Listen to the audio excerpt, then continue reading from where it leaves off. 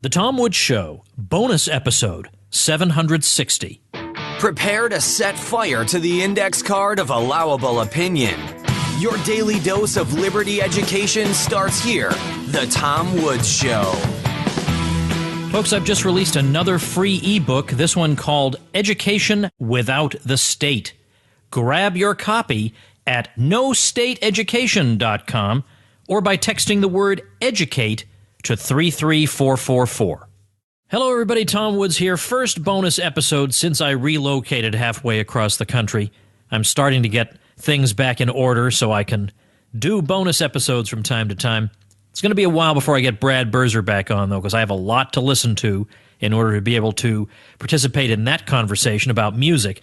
But when I do an episode that's a little bit off the beaten path, I make it into a bonus episode. It minimizes the griping, because people get their 5 episodes a week, and then I get to talk about stuff that interests me as well, even if it's not directly related to the show material. I think this stuff is kind of related, because if you believe in the free market, if you're interested in how it works, well, we can't pretend that we're offended by the actual nuts and bolts of how it works. And the way it works involves buying, selling, making the case for your product, making effective pitches, and using all the marketing means at your disposal to make sales.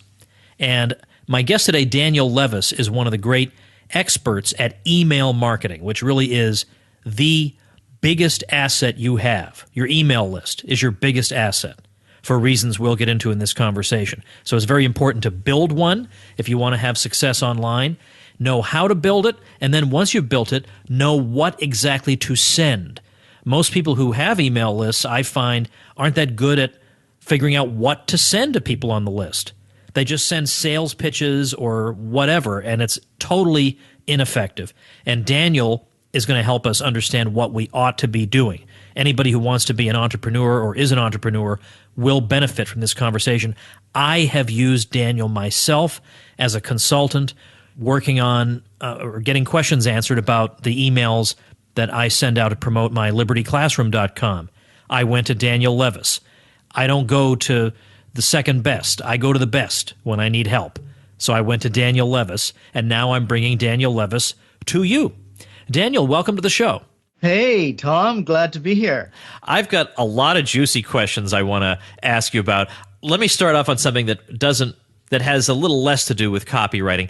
When I first heard about you, and before, I remember you and I had a long conversation on the phone. You were advising me about emails for one of my products, and I really appreciate that. But before we did that, I started to look you up. I want to know who these people are who produce these products. And I found out that you had done direct mail for, I think it's a New Orleans, either hard money or investment conference. And I thought, I know Peter Schiff, who's a guest on this show sometimes, speaks at that conference. And I doubt they would hire somebody who is totally out of sympathy with their views to do it. And so then I just came right out and asked you. I said, come on, Levis, are you a libertarian or not? You told me you were. Can you tell us something about that? Well, I'm not big on politics. I don't usually vote. I'm just very much attracted to the libertarian ethos and philosophy, and for some reason I'm just naturally inclined to it. But I first learned about it when I was writing copy, writing to sell, in other words, investment newsletters. Folks like the Safe Money Report by Martin Weiss. Also, you mentioned the New Orleans Investment Conference. I also wrote several promos to fill that event up for the Gold Newsletter. And in doing that, that's kind of really where I was formally exposed to the whole libertarian idea. And most of the folks who are buying those, or at least the folks who are buying the particular newsletters that I was writing for, were libertarians. So part of the whole copywriting thing and the email marketing thing is you really need to know who you're writing to. So that was kind of my official exposure to libertarianism, if you will. Let's clarify the term copywriter, because even a lot of my listeners are not familiar with that term. They think it has something to do with intellectual property. Right. We're not talking about copyright, COPYRIGHT. Copywriting. So copywriting it's writing to sell something, in effect. Exactly. Yeah. Yeah. I was writing emails and I was writing direct mail pieces that would go out to people who had expressed a proclivity to buy investment newsletters and to invest in various things. And the whole purpose of that writing, and it's a very lucrative form of professional writing. The whole idea is to sell something. In this case, a subscription newsletter, but it could be anything. I mean, copywriting by definition is writing to sell. So you have to be able to grab somebody's attention. You have to be able to inspire their interest. You have to be able to build a desire for the product or service, whatever it is you happen to be selling. And you have to be able to inspire that person to actually take action, grab their credit card, go online, put their information in there, and buy something. And if you can do that, then you're a very in-demand commodity out in the marketplace. And it's just probably the most lucrative type of writing you could possibly do. I would say the three people I've learned from the most on email marketing would be Ben Settle, Michael Chaney, and you.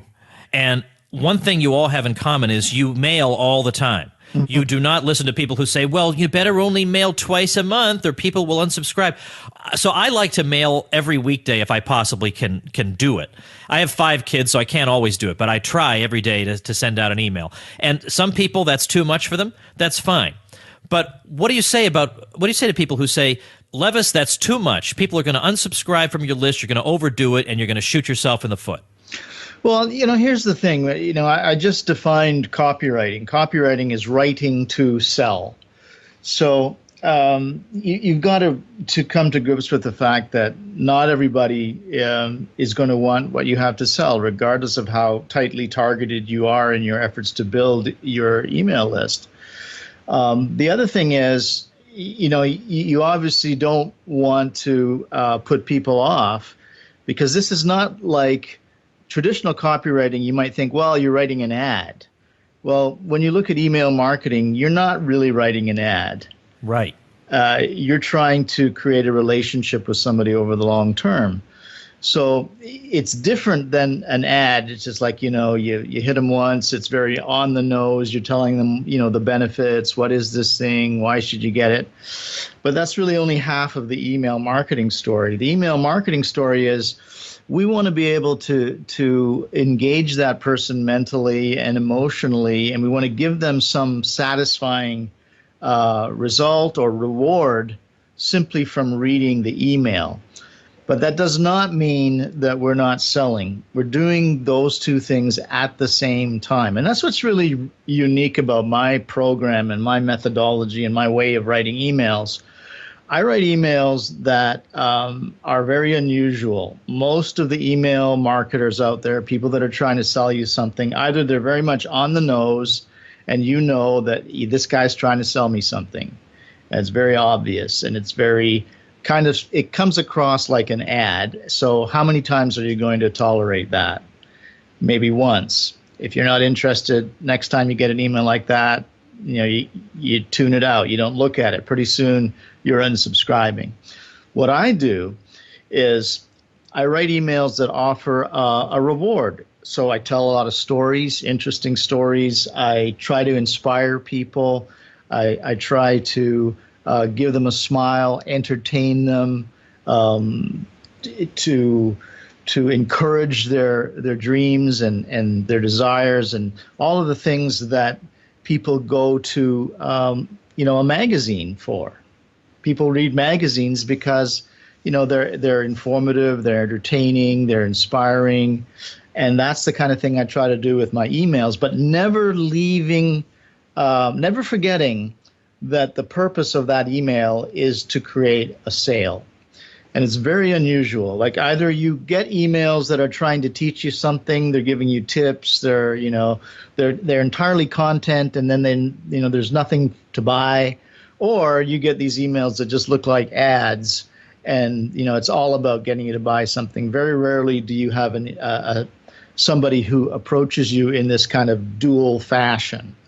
That is exactly the strategy that I've taken. Now, it's weird with me because what I'm selling is well, knowledge. I sell courses and stuff that pertain to libertarianism and history and economics and stuff like that. And when I send out an email, there's always some good content. People learn something about economics. They learn something about history. They learn something about current events. They learn the latest crazy thing leftists are up to. Whatever it is, they get entertained. And then at the end, typically, yeah, I do pitch something. And I'm almost waiting for somebody to be offended by that, because then get off my libertarian list if you're offended by a pitch, especially after I've just delivered you content. And I've heard the analogy to talk radio. People listen to talk radio all the time. And then as soon as an ad comes on, they don't say, well, I'm never listening to this show again. These people want me to buy something. Of course they understand that. There's no reason they can't understand it with email. Now, why is email so important? Why couldn't I just build up a big Facebook page or Twitter following? What makes email the thing that you in particular focus on? Well, email is where people buy. I mean, if you're interested in making money, the medium, the way that you are communicating people is all important, probably even more important than what you say.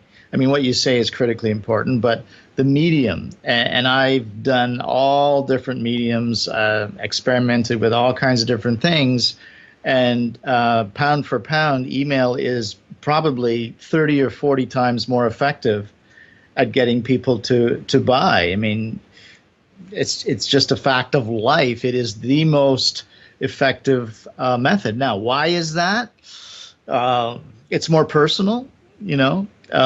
It's the kind of place where people are accustomed to sharing intimate communications with friends and family. It's business. People associate email with business, with buying things, with commerce. I'm not really sure all the reasons why. All I know is that in my experience, it's the fastest, the easiest, the cheapest, the most cost-effective way to really build a business of any kind. I mean, if you're not building an email list and you're in business, you're absolutely crazy. And even if you're not in business, email is the fastest way to build any kind of business. Let's talk about that, because I have people who listen who are not online entrepreneurs or anything, but who are kind of intrigued, and they're not really sure where to start. But you would say start building a list. Now, how do they build a list? Where do they begin? I mean, it's one you specialize in showing people how to write the emails and what kinds of tactics to use. But can you also say something about how somebody builds a list? Sure. Well, I mean, I can share my own personal experience. I started in this business back in 2004. In my background before that, I was a salesperson. I worked in Fortune 1000 companies primarily, selling software and technology service solutions to Fortune 100 companies. And I don't know if you remember the late 90s, it was kind of like a dot-com boom, and it was a lot of money to be made. But I really hated the whole idea of working for somebody else and not punching a clock, but having to be at staff meetings and just it just really wasn't what I enjoyed. I was making a lot of money doing it, but it wasn't what I enjoyed doing. So I started moonlighting. Because I was a salesperson anyway, I was always interested in ways of generating leads. How do you find somebody to sell to? And the telephone was becoming not nearly as productive as it used to be. So I started getting very interested in email. And part of my exploration was signing up to various email lists of people who were selling stuff about, marketing, and I would buy their stuff. And this whole idea of, well, you can sell stuff about selling stuff. Wonderful market. So I thought, well, maybe I ought to do this too. So I started creating my own newsletter, and I would write it religiously. I would write a little piece every week while I was working, kind of moonlighting. And I would, back then, I would advertise on Google AdWords, and people would come to my website. They would sign up for my newsletter about how to sell stuff. And then I would sell affiliate products. So in the email, I would send my weekly newsletter out, and then I would have a a little pitch there at the bottom that would sell some type of information product, very similar to what you're doing, Thomas, except it wasn't about libertarianism. It was about how to sell stuff. And it could be about anything, whatever you're passionate about, whatever you're really good at, chances are there's a market for that. So you could do the same. You could advertise on Google AdWords. You could advertise on Facebook. You could approach folks who have lists in that particular space, and provided you have some kind of unique take on your specific area of expertise, chances are they might introduce you to their list. They might do a podcast. They might send an email that would direct folks to your webpage, and your webpage would have some kind of free problem-solving information that's relevant to those people. They sign up to your list, and then you could sell affiliate products, or you could build your own product. I mean, when I started out, I don't know if your audience is familiar with Dr. Joe Vitale, Thomas. Is there a possibility he appeared in that movie, The Secret? I think I know the name because I'm on lists that use him as an example. Yeah. So what I did was in addition to buying Google AdWords, advertising on AdWords, I would approach folks who had an audience of folks who could buy my stuff or be interested. I built a product, and I sent an email to Dr. Joe Vitale, and I said, I've built this product, and it's kind of based on this guy named Robert Collier, who I know you love, and you talk about him quite a bit. And I was wondering, man, could I get a testimonial? Could you have a look? And I'd love it if you could give me a testimonial. And so he did. He sent me back a beautiful testimonial for my ebook. It's an ebook. And as soon as I got his testimonial, I immediately wrote back and I said, great, I really appreciate it. Hey, would you consider promoting it to your list and taking a 50% cut on all of the sales we make of my ebook? Or would you prefer to write a foreword, and we'll call it Our Book, and I'll give you a percentage of all of the sales that I make of it, regardless if you promote it to your list or not, from here to perpetuity.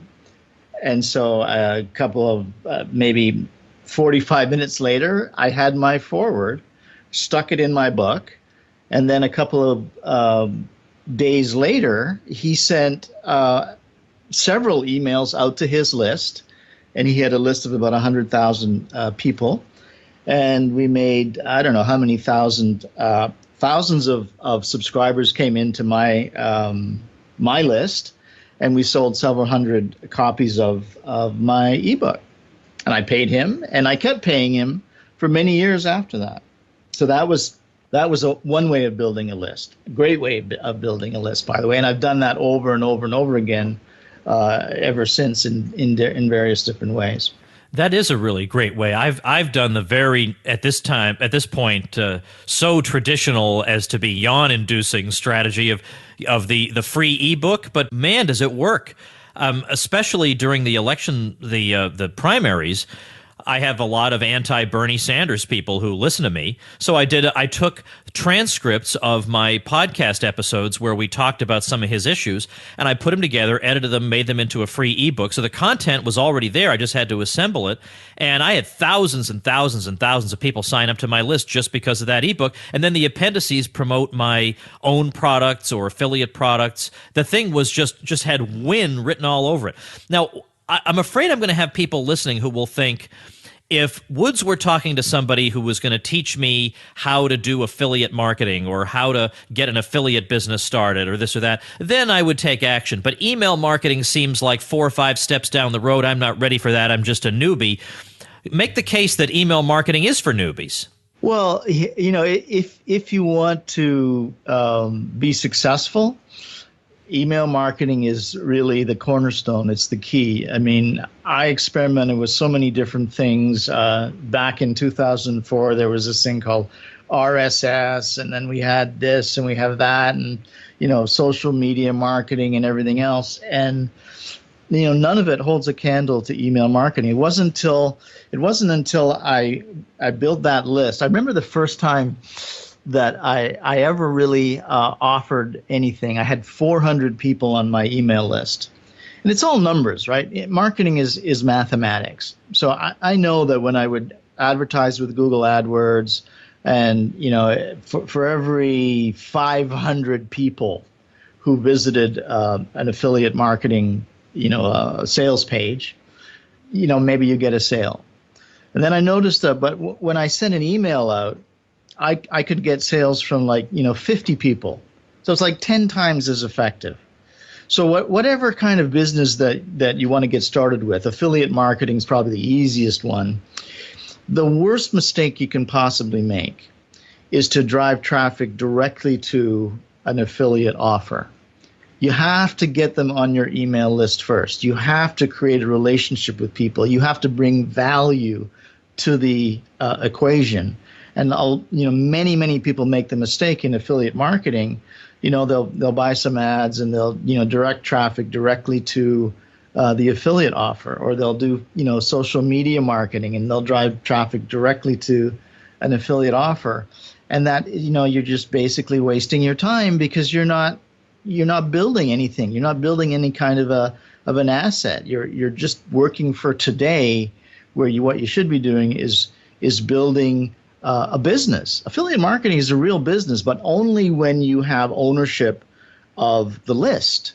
You can build a million followers on Facebook, and Facebook can change their policies overnight, and you're out of business. You got no business. The same is true of all of these other different sorts of media.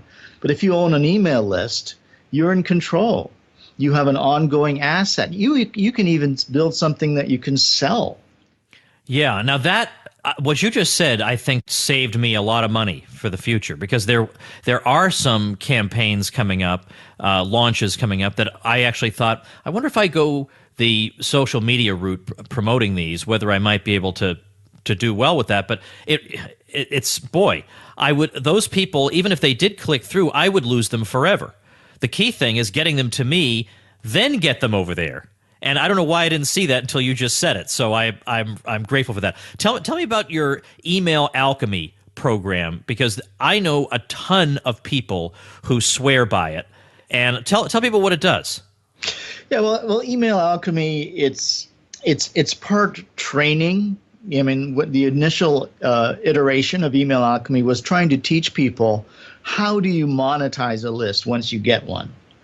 Getting the list is one thing, but actually getting people to buy is another, and keeping them buying over the long term. So it's back to that description we talked about earlier about how do you actually write an email that gets somebody's attention, gets their interest, not only today, but ongoing, continually interested in what you have to say. How do you inflame a desire, some kind of problem that they're desperate to get rid of, or some type of opportunity that you can help them to achieve? How do you build that desire, and how do you get them to actually take action and do it long term without burning your list out, so that you can continue to grow and build a real business and a real asset? So that was the training aspect of it that we initially started out with. But what we found out was that only a small portion of people were willing to actually learn how to do that. Very, very difficult. I mean, if Malcolm Gladwell popularized this idea of the 10,000 hour learning curve to become expert at something. And that's really what we're talking about. Very few people have the time or the patience for that.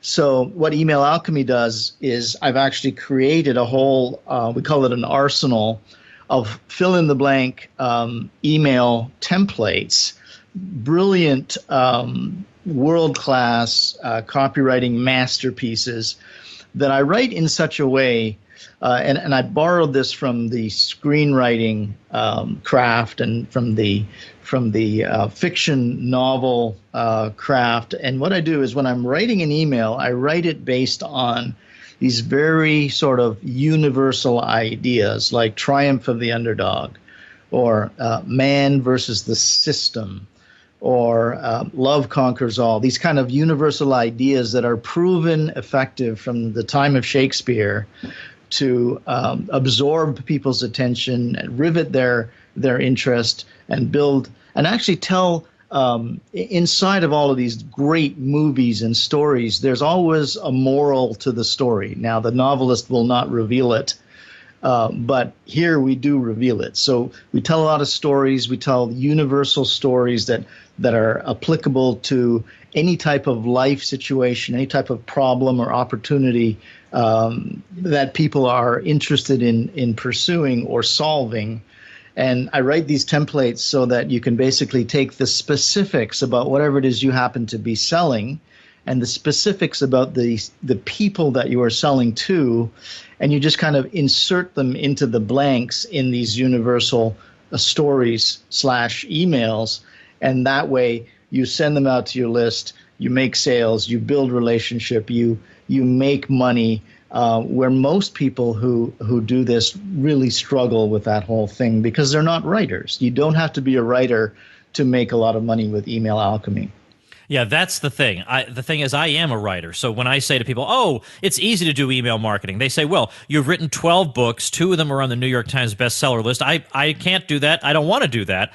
That's the benefit of email alchemy, which I also belong to. You're doing what are people going to learn about? You're doing a webinar October 26th of 2016.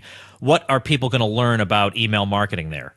Oh, they're going to learn a whole bunch. I mean, basically, I debunk a lot of the myths that are out there that people are being hurt by, that are losing money because, they're thinking, you mentioned, well, I can only email my list once a month or once a week. Well, if you do it the right way, you can email your list 5 times a day, literally. So that's kind of the myth-busting piece. People are always worried about, only 10% of people are actually opening my emails. Oh, my God, that's terrible. And the more I email, the worse it gets. Wrong. You don't take open rates to the bank and cache them. You don't take the click-through rate how often people click in the links. You don't go to the teller and say, hey, I got a bag full of open rates and click-through rates. You go to the bank with checks, right? Your PayPal account either goes up in terms of dollars or not. So a lot of those things that people are worried about with email marketing are absolutely wrong, provided you do it correctly, provided you send the right type of content, the right kind of messaging. So I'm going to bust all the myths, and then I'm going to show you how you can basically take a template, why the template is universal. I'm going to actually demonstrate. I'm going to take various different types of products and services, and I'm going to take the exact same template, exact same story. I'm just going to, insert different details into those blanks, and you're going to see how powerful, awe-inspiring, in fact, and impressive those emails are, and you'll have access to them if you decide to join us in the Email Alchemy Elite community. Well, you've got a series of videos that you're going to be putting up. I've got a shortcut link to them, tomwoods.com/Daniel. So if you opt in to watch those videos, you'll automatically get invited to that webinar October 26th. And I'll probably remind people about that because it really is important. And just listening to Daniel talk will save you just hours and days and weeks and months of frustration and little result and the risk of giving up. He's one of the best there is. That's why I've used him myself, and that's why I wanted to bring him on the show to chat today. So tomwoods.com/Daniel is where you should go. I'll also link to that on our show notes page, which is tomwoods.com/760 for episode 760. Well, Daniel, best of luck with the webinar and your launch this quarter. I hope it goes great. You're doing great work that helps us all. Certainly has helped me. So thanks for your time today. Well, thank you very much for your interest, Thomas. All right, tomwoods.com/760 is the show notes page for today. And remember, tomwoods.com/Daniel. Check out Daniel Levis's free information. Check out his videos and check out his webinar, which will be coming up October 26th, 2016. If you check out the videos, you'll automatically be invited to that webinar, and you'll be able to watch the master at work. All right, that's a bonus episode. I'm going to be back from the cruise tomorrow for episode 761. And I'm no doubt I'll be in a great mood. I'll be refreshed and ready to jump back into the day-to-day operations of the show. Looking forward to talking to you then. Become a smarter libertarian in just 30 minutes a day. Visit TomWoods.com to subscribe to the show for free, and we'll see you next time.